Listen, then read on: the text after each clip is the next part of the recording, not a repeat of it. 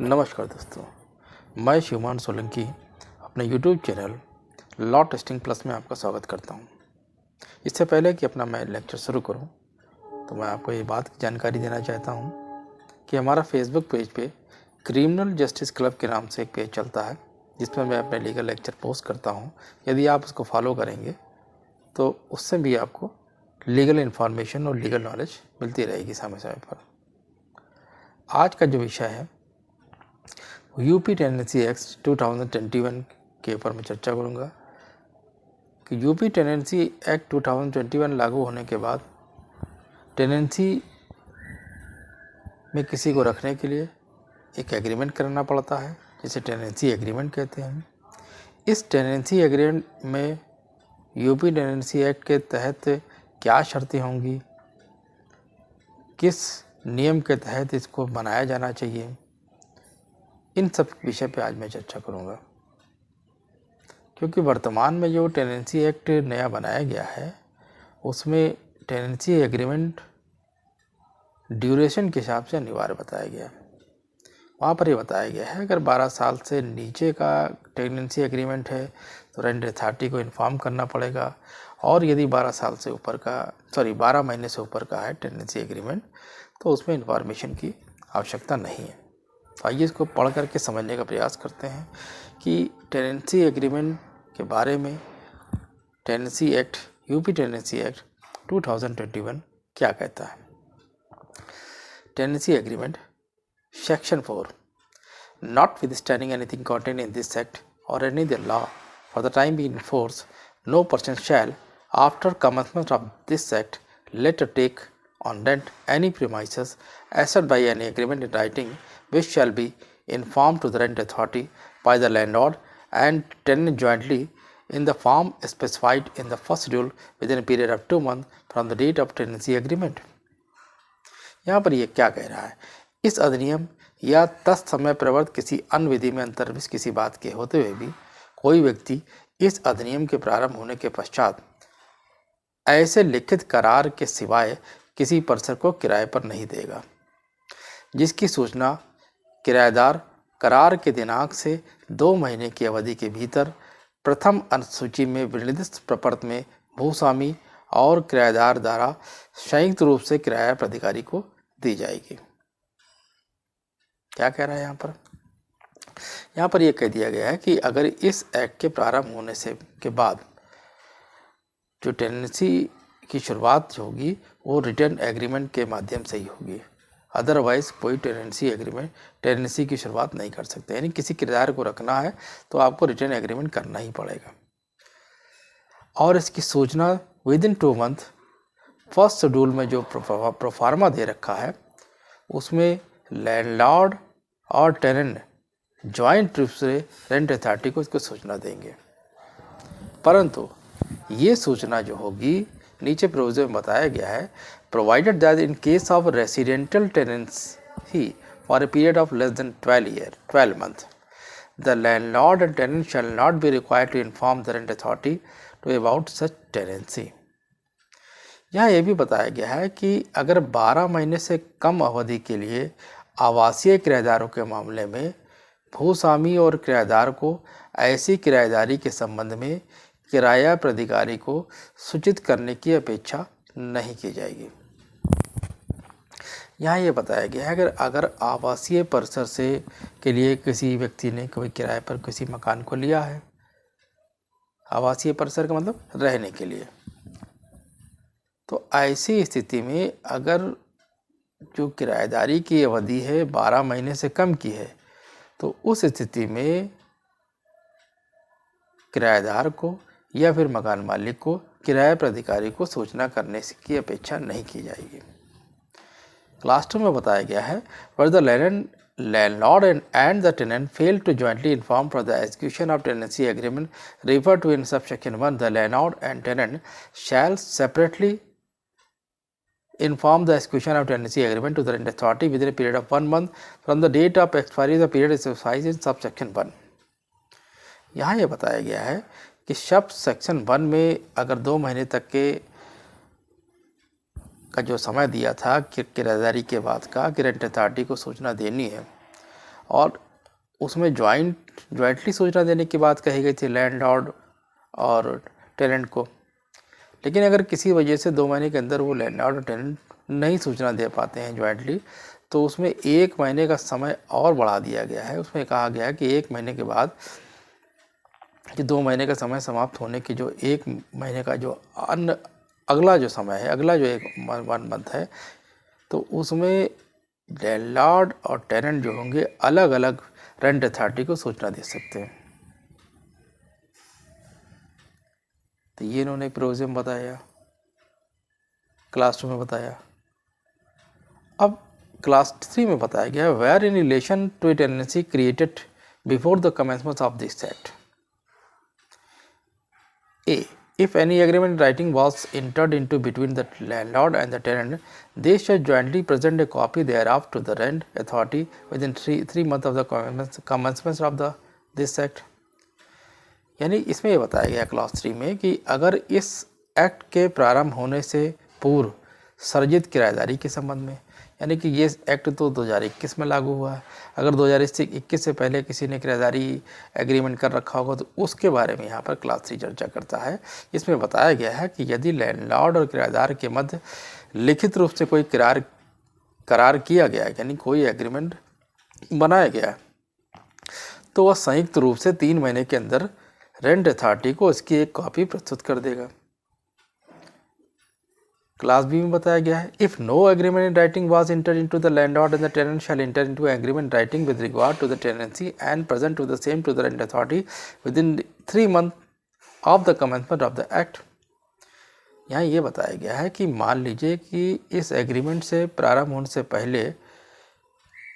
किराएदार और मकान मालिक के द्वारा कोई रिटर्न एग्रीमेंट नहीं किया गया है, तो वो उसे एक रिटर्न एग्रीमेंट करना होगा और करने के 3 महीने के भीतर रेंट अथॉरिटी को इसकी सूचना देनी पड़ेगी। यानी कि जो एग्रीमेंट आपने किया है उसकी एक प्रति उसको वहाँ देनी पड़ेगी।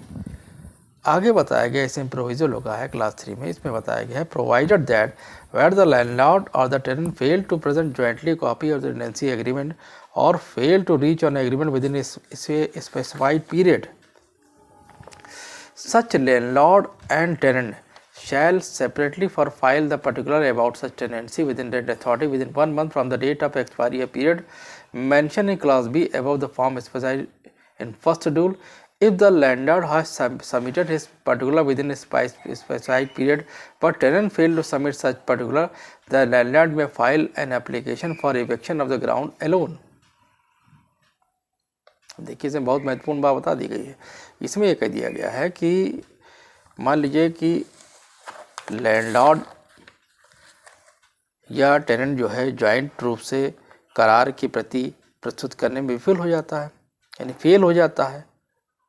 रेंट अथॉरिटी को उसकी जो एग्रीमेंट उन्होंने किया था टेनेंसी एग्रीमेंट, उसकी कॉपी उसको नहीं प्रस्तुत करता है।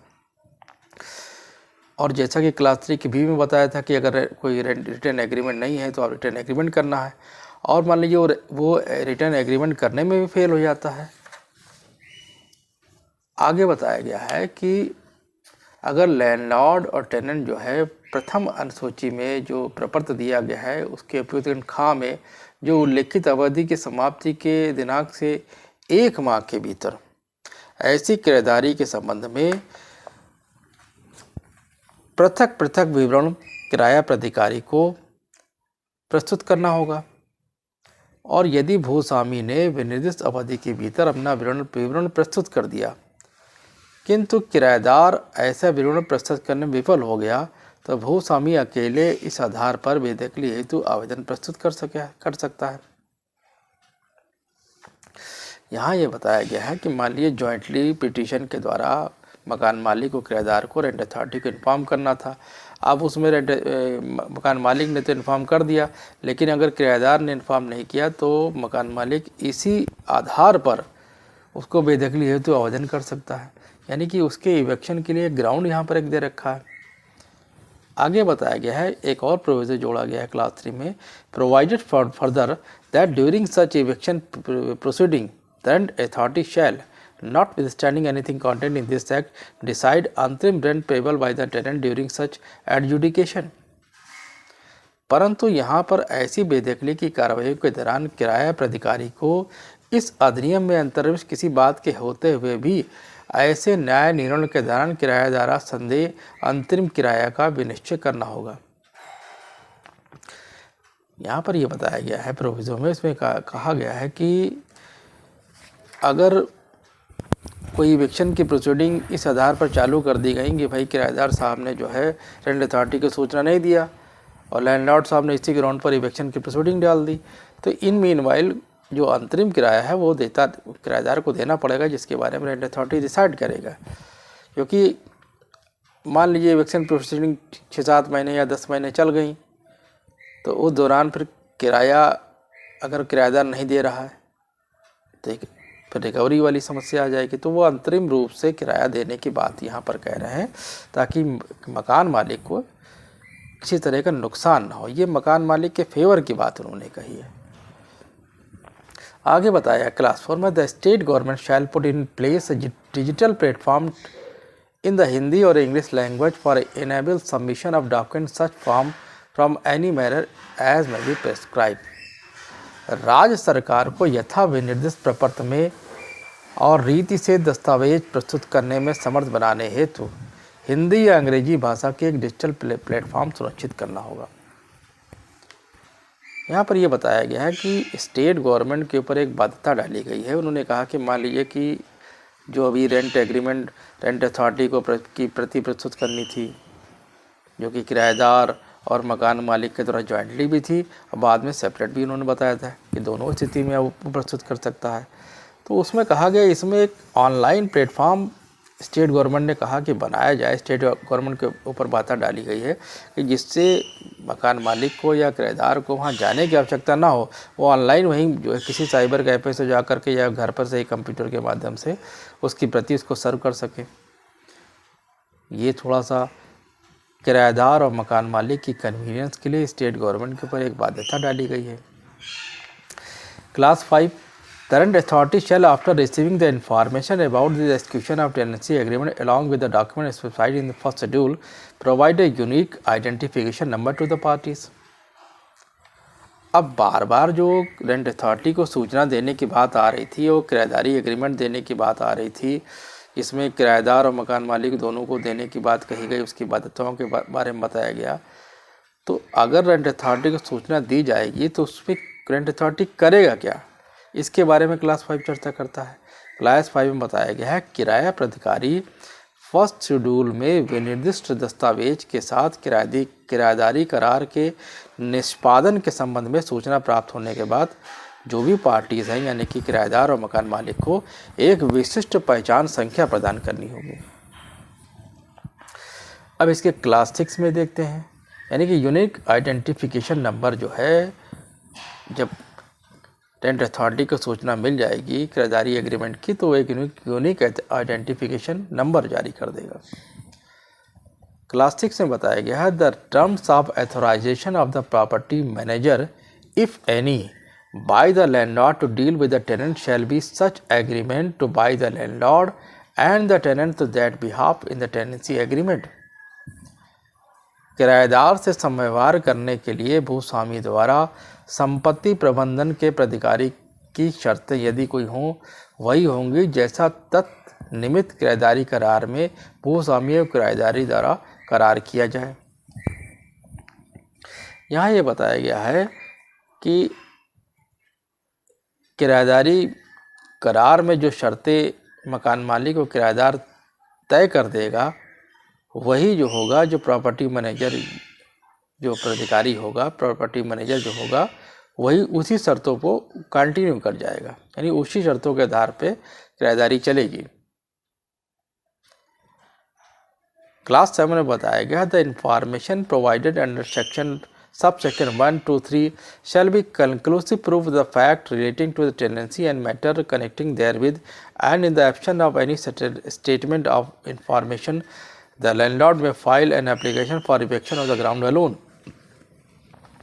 यहाँ ये बताया गया है उपधारा 1 और 2 और 3 के अधीन दी गई सूचना किराएदारी और उससे जुड़े मामलों से संबंधित तथ्यों की एक निर्णायक सबूत होगा और सूचना के किसी विवरण के अभाव में भूस्वामी अकेले इस आधार पर बेदखली हेतु तो आवेदन कर सकता है। मतलब वही चीज़ जो अभी ऊपर बताई गई है उसमें इसी वही इन्होंने इवेक्शन के ग्राउंड को क्लास 7 में सेपरेटली बता दिया गया है कि अगर मकान मालिक या फिर मकान मालिक और किराएदार को जो सूचना देने की बात, रेंट एग्रीमेंट की सूचना देने की बात कही गई थी रेंट अथॉरिटी को, अगर उसमें किराएदार फेल होता है तो रेंट जो लैंडलॉर्ड है इसी आधार पर इविक्शन सूट फाइल कर सकता है किराएदार को निकालने का। तो ये आपने देखा कि आज मैंने यूपी टेनेंसी एक्ट 2021 में टेनेंसी एग्रीमेंट से संबंधित कुछ बातें आपको बताने का प्रयास किया है, जो कि यूपी टेनेंसी एक्ट के सेक्शन 4 में टेनेंसी एग्रीमेंट के बारे में दिया गया। यदि आपको मेरा चैनल समझ में आता है तो कृपया से लाइक करें, सब्सक्राइब करें, शेयर करें, अपने दोस्तों को में शेयर करें, कमेंट अवश्य करें, क्योंकि यदि आप कमेंट करेंगे तभी हमें जानकारी होगी कि आपको ये जो हमने लेक्चर दिया है वो समझ में आ रहा है नहीं आ रहा है। अगर अपने दोस्तों में शेयर करेंगे तो हमारा मनोबल बढ़ेगा, क्योंकि अन्य आपके मित्रों को, दोस्तों को हमारे इस चैनल के बारे में जानकारी होगी। हमारा फेसबुक पर जो क्रिमिनल जस्टिस क्लब के नाम से पेज है उसको भी आप फॉलो करें, उससे भी आपको लाभ प्राप्त होगा। हमारे आने वाले लेक्चर में मैं पुनः आपको नए विषय की ओर ले जाने के लिए आऊँगा। तब तक के लिए जय हिंद, जय भारत।